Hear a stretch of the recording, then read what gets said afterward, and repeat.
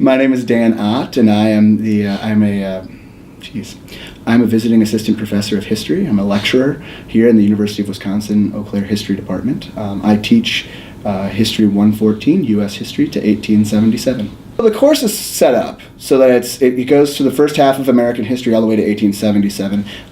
The major issue here is how do we wind up, and we start before 1776. We start before sort of the founding of the country, but sort of setting up this idea, how do we wind up with a country that's committed in a founding document to the idea that all men are created equal, and yet wind up with a major institution that controls our economics, our politics, and our social in the form of slavery, the exact sort of contradiction of this idea of equality. And so my course is sort of driven towards helping students to understand how that contradiction can exist in the United States, all the way up to, and as the main force that leads to the Civil War and immediately afterward.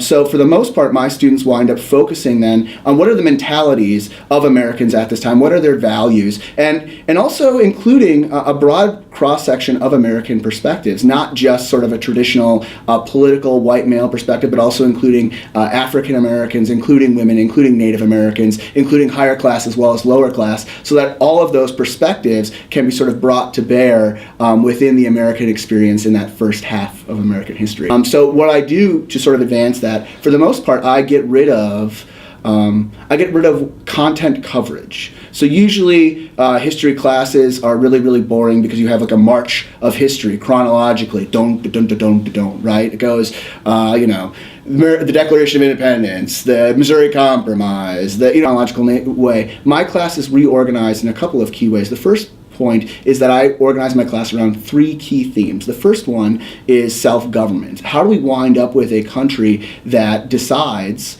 that it wants to govern itself and breaks free from Great Britain? The second theme is religious freedom, which is how do we wind up with the radical notion that everyone should have the right to choose their own religion, when prior to that time, the government decided, hey, you're in colonial Virginia. Guess what? You believe in the Church of England. That's all there is to it, and your tax dollars support that.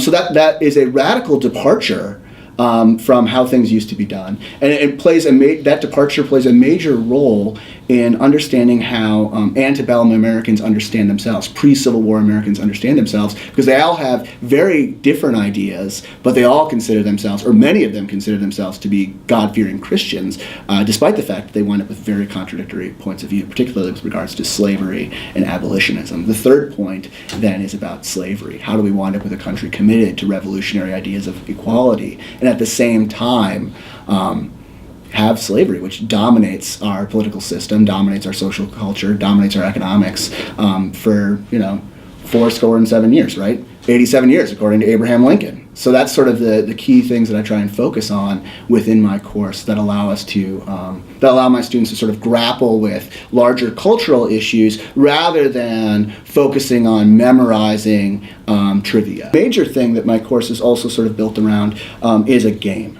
So for 5 weeks at the end of my semester, you'll note in the syllabus, we play a reacting to the past game. And this game is it's called Frederick Douglass, Slavery and the Constitution, 1845. And every single student winds up being given a particular role and objectives to achieve within this game. They also, some of them are on teams. They're either defenders of the Constitution or they're abolitionists. A whole bunch of them are independents that are in the middle. And the objective of this long-term game is to use historic documents, to analyze and understand historic documents and make them work for your character's perspectives to advance your individual character's goals, as well as convincing others, right? The key idea here is that students need to persuade the group in the middle, the independents, to go with their to support their belief system. So my course is really aimed at challenging this idea that there's some sort of one way to see history, because history is constructed